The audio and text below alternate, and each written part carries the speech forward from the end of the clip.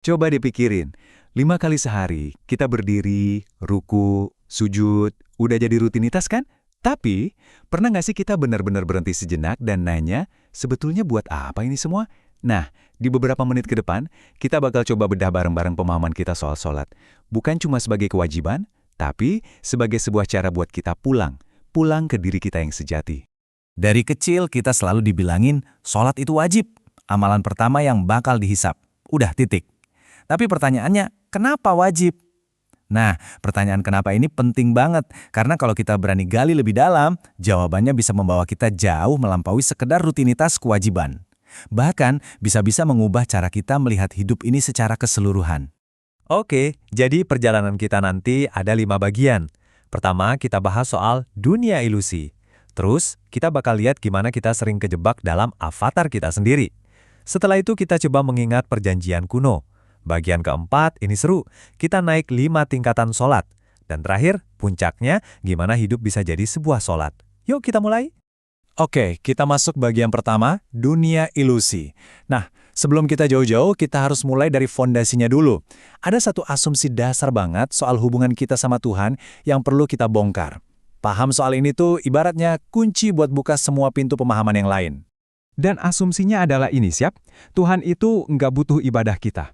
Sama sekali. Justru sebaliknya, kita sebagai manusia yang butuh banget koneksi sama Tuhan. Kenapa? Kenapa kebutuhan ini sepenting itu?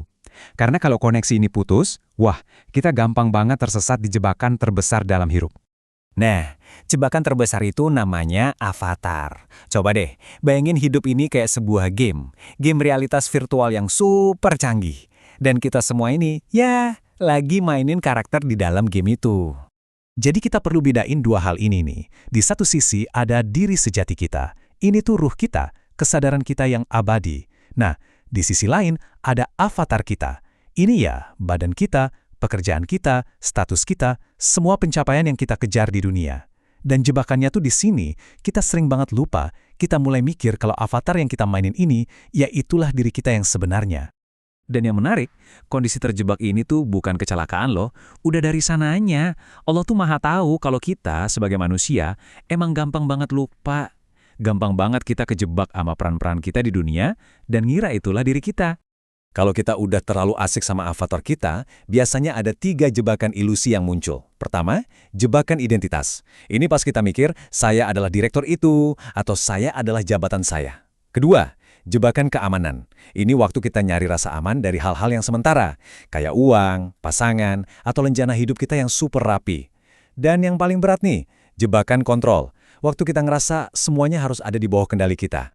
Oke, pertanyaannya sekarang, gimana dong caranya keluar dari jebakan ini? Nah, disinilah sholat masuk. Anggap aja sholat itu tombol lockout kita dari game kehidupan. Momen dimana kita lepasin dulu semua atribut avatar kita. Jabatan, status, masalah, semuanya. Cuma buat nginget lagi satu perjanjian kuno yang jadi inti dari siapa kita sebenarnya. Tapi sebelum kita bahas perjanjiannya, kita harus ngerti dulu satu kata kunci, Rob. Ini penting banget. Rob itu bukan cuma sekedar Tuhan yang kita sembah. Bukan, maknanya jauh lebih dalam. Rob itu sang sumber, sumber dari segala sesuatu. Dialah yang merawat kita, menumbuhkan kita, mencukupkan kita, nyembuhin, dan ngasih petunjuk. Kalau kita benar-benar paham ini, cara kita ngelihat hubungan kita sama dia bakal berubah total. Nah, inilah perjanjian kuno itu. Bayangin, sebuah momen di alam ruh, jauh sebelum kita punya badan, sebelum kita punya nama. Di sana, sang sumber nanya langsung ke esensi kita, ke ruh kita. Alastu bi robbikum, bukankah aku ini Robmu? Dan kita semua serentak saat itu ngejawab, Bala syahidana. Benar, kami bersaksi. Jadi, setiap kali kita ngucap Allahu Akbar pas mau sholat, itu sebenarnya adalah tindakan buat nginget lagi perjanjian itu. Kita lagi bilang, ya aku ingat. Kita nggak lagi ngadep sebagai budak kemajikannya, bukan. Tapi kita lagi ngadep sebagai sebuah ciptaan yang kangen sama sang sumbernya, yang udah ngerawat kita dari dulu. Proses nginget ini tuh nggak kayak nyalain lampu ya, on-off gitu. Nggak, ini lebih kayak sebuah pendakian. Ada tangga kesadaran yang bisa kita naiki di dalam sholat. Dan ada 5 level atau 5 tingkatan dalam perjalanan ini. Oke, kita mulai dari paling bawah. Tingkat jasad. Di sini sholat ya cuma gerakan fisik dan ucapan di mulut aja. Terus kita naik ke tingkat akal. Nah, di sini pikiran kita mulai dipakai buat fokus, buat ngalihin perhatian dari dunia ke Dia. Naik lagi, kita sampai di tingkat hati. Inilah yang kita sebut khusyuk. Sholat udah bukan kewajiban, tapi rasanya kayak pertemuan yang intim.